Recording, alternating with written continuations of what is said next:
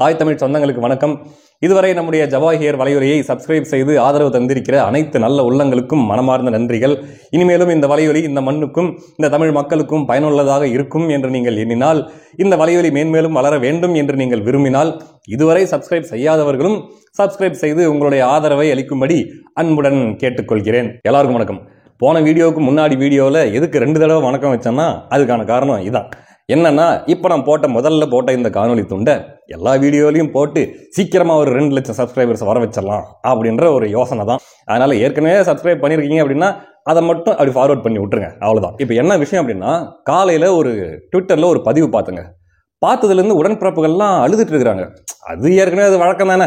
உடன்பிறப்புகள் அழுவுறதும் கதறதும் அது சகஜம் தானே. நீங்கள் கேட்கலாம். நான் சொல்கிறது அந்த அழுகாட்சி கிடையாது, இது ஆனந்த கண்ணீர். பார்த்துட்டு தேம்பி அழுகுறாங்க. அங்க பாரியா, அந்த காட்சியை பாரியா அப்படின்ட்டு. என்னன்னு தானே கேட்குறீங்க, பாருங்க.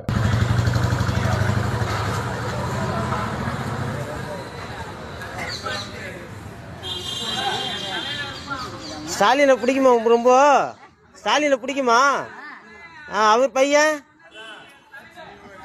2 பேர்த்தையும் பிடிக்குமா? சரி. அட்டா அங்க பாரியா, முதல்வரும் துணை முதல்வரும் இருக்கிற அந்த போஸ்ட் கூட அழுக்காயிடக்கூடாதுன்ட்டு அந்த பாட்டி என்ன பாசமா அவங்கள தொடச்சு விடுது பாரியா அப்படின்ட்டு உடன்பிறப்புகள்லாம் ஆனந்த கண்ணீர் விட்டுட்டு இருக்கிறாங்க. அந்த பதிவு போட்ட நபர் கேட்கிறாரு, தமிழ்நாட்டில் முதல்வரையும் சின்னவரையும் பிடிக்காதவர்கள் யாராவது இருக்க முடியுமா அப்படின்ட்டு போட்டு ஆனந்த கண்ணீர் வடிச்சிட்டு இருக்கிறாங்க உடன்பிறப்புகள்.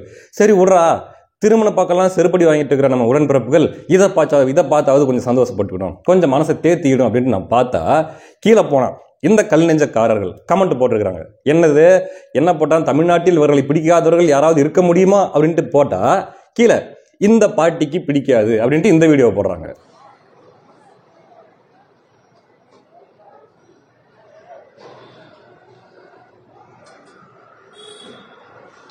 யோ, அது பழைய கதையா உணுகியா, பாவம் திருப்பி அதையே போட்டு புண்படுத்திட்டு இருக்கிறீங்க அப்படின்னா அதெல்லாம் முடியாது. இங்க பாரு, இந்த பாட்டிக்கும் பிடிக்காதுன்ட்டு இந்த வீடியோ போடுறாங்க.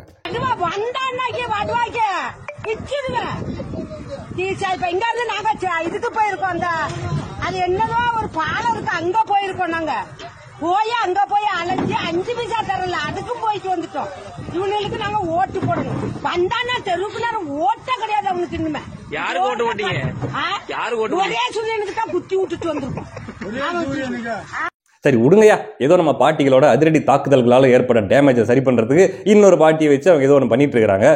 பாட்டிகளால் ஆட்சி போச்சுன்னா அவமானமாக போயிரும்ல, அதனால ஏதோ ஒன்று பண்ணிட்டுக்கிறாங்க விடுங்க அப்படின்னா, இல்லை அங்கே பாரு, அது பார்த்தாலே தெரியாது ஷூட்டிங்ன்ட்டு அவங்க போய் துடைப்பாங்களாம். இவர் பின்னாடி போயிட்டு கேட்பாராம், உங்களுக்கு ஸ்டாலின் பிடிக்குமா அப்படின்னு கேட்பாராம், அவரோட புள்ள பிடிக்குமான்னு கேட்பாராம். உடனே அந்த பாட்டி ஆமான்னுமா, ஷார்ட் ஓகே அப்படின்ட்டு இவர் வந்துடுவாராம். இதை பார்த்துட்டு நாங்கள் சும்மா இருக்கணுமா அப்படின்னு கேட்குறாங்க. அதில் ஒருத்தன் அந்த வீடியோலேருந்து ஒரு பீஸ் மட்டும் கட் பண்ணி போட்டு, இங்கே நல்லா உத்து பாடுறா கொத்தடிமை, அந்த பாட்டி ஒன்றும் தொடச்ச உள்ள மூக்கு சளி சிந்தி ஸ்டாலின் மூஞ்சி மேலே தொடங்குதுரா, நல்லா உத்து பாடுறாங்கிறான். அவங்களே ட்ரை பண்ணி ஏதோ ஒரு சர்க்கஸ் பண்ணுறாங்க, அதில் ஒரு குத்தங்களை பிடிப்பே நீ. ஏற்கனவே அவங்க இந்த பாட்டிங்கெல்லாம் பாக்கு போடுற வாயை வச்சுக்கிட்டு திமுகவை தூக்கு போடுற மாதிரி கேள்வி கேட்டுட்டு இருக்கிறாங்கன்ற வேதனையில் அதை டேமேஜ் கண்ட்ரோல் பண்ணுறதுக்கு ஏதோ ஒன்று பண்ணுறாங்க. கொஞ்சம் பர்ஃபார்மன்ஸை பண்ண முடியா அப்படின்னு தான் கேட்க வேண்டியதாக இருக்குது.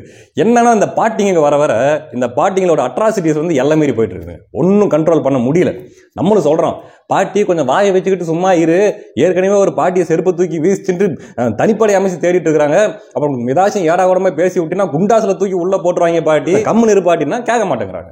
என்னடா பெரிய கவர்மெண்ட் என்னடா பண்ணி விடுவாங்க.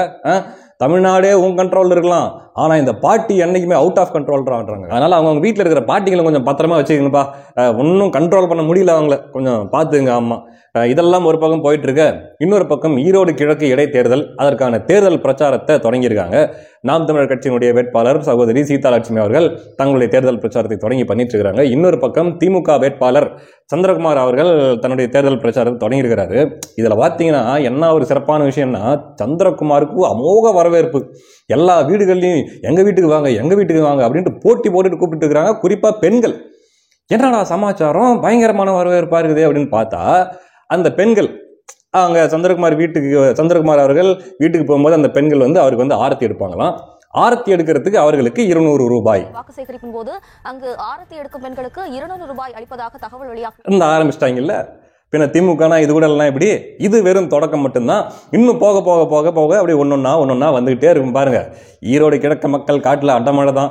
என்ன விஷயம் அப்படின்னா, தமிழ்நாட்டில் பல பேர் புலம்பிட்டு இருக்காங்க, ஐயோ இந்த ஈரோடு கிழக்கு சட்டமன்ற தொகுதியில நான் பிறகாம போயிட்டேனா அப்படின்ட்டு வாயா அடிச்சுக்கிறாங்க. அப்படிப்பட்ட ஒரு இதுல ஈரோடு கிழக்கு தொகுதி இருக்குதுன்னு வச்சுங்களேன். இப்ப என்ன விஷயம் அப்படின்னா, ஒரு வேளை அண்ணன் சீமான் அவர்கள் மட்டும் அந்த தொகுதியில போட்டியிடாமல் இருந்திருந்தா, மற்ற கட்சிகள்லாம் புறக்கணிச்சு விட்டு இந்த நிலையில் அவரும் போட்டியிடாமல் இருந்தா, அந்த ஈரோடு கிழக்கு மக்களுக்கு இது எதுவுமே கிடைச்சிருக்காது. அண்ணன் போஸ்டா திமுக ஜெயிச்சிருப்பாங்க, ஒத்த பைசா செலவு பண்ணியிருக்க மாட்டாங்க அந்த மக்களுக்காக. இப்போ அண்ணன் சீமான் அவர்கள் ஜெயிக்காமலேயே நாம் தமிழர் கட்சி தேர்தலுக்கு போட்டியிடுவதற்கு முன்பே அந்த மக்களுக்கு எவ்வளவு பெரிய நல்லது பண்ணிருக்கு அப்படின்னா, இந்த நாம் தமிழர் கட்சியால தான், நாம் தமிழர் கட்சி வேட்பாளர் போட்டதுனால தான் மக்களுக்கு எம்மா செல்வாக்கு, 200 ரூபாய் காசு, ஆர்த்தி எடுக்கிறதுக்கு. அதுக்கப்புறம் இன்னும் வரும், நமக்கு செய்திகள் வந்துகிட்டே தான் இருக்கும் என்னென்ன பண்ணிருக்கிறாங்கட்டு. இதெல்லாம் யாரால?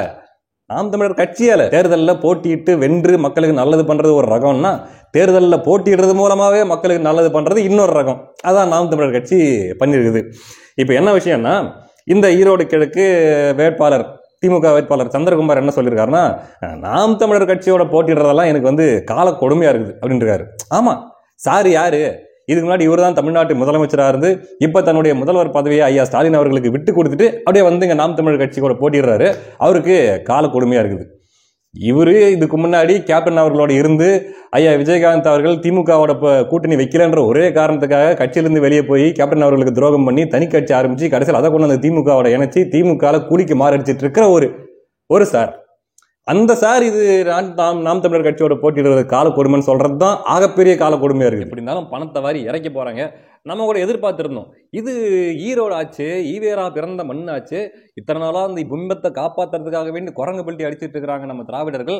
அப்படிங்கும்போது இந்த தடவை கண்டிப்பா அந்த ஈரோடு கிழக்கு இடைத்தேர்தலில் ஈவேராவுடைய சாதனைகள், ஈவேராவுடைய தத்துவங்கள், கொள்கைகள் இதையெல்லாம் சொல்லி ஓட்டு கேட்டு ஒரு பயங்கரமான ஒரு வெற்றி அடைஞ்சிருவாங்க அப்படின்ட்டு எதிர்பார்த்துட்டு இருந்தோம்.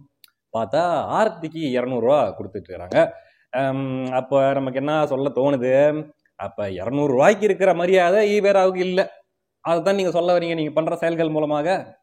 சரி, ஓகே, பார்க்கலாம். என்னதான் பணத்தை வாரி இறைத்தாலும், என்னதான் இவங்க என்ன பல குட்டிக்கரணம் அடித்தாலும், கண்டிப்பா இந்த 3.5 ஆண்டு கால திமுகவுடைய ஆட்சியின் மீது மக்களுக்கு ஏற்பட்டிருக்கிற வெறுப்பு, மக்களுக்கு ஏற்பட்டிருக்கிற அதிருப்தி, இதெல்லாம் அந்த பணத்தையும் தாண்டி வெளியாகுமா, அல்லது அவர்களுடைய சிந்தனை, அவர்களுடைய கோபம், அவர்களுடைய அந்த வெறுப்பு, இது எல்லாத்தையுமே அந்த பணத்தை வச்சு ஒரே மூடிடுவாங்களா அப்படின்றத கொஞ்சம் பொறுத்திருந்து தான் பார்க்க முடியும்.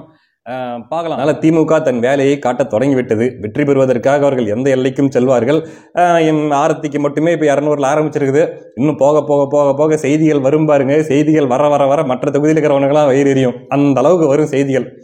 அதனால ஈரோடு கிழக்கு தொகுதி மக்களுக்கு, தமிழ்நாட்டில் இருக்கிற மற்ற தொகுதிகள் மக்களுடைய சார்பாக பொறாமை கலந்த வாழ்த்துகள். அடுத்த காணொலியில் சந்திக்கலாம். நன்றி.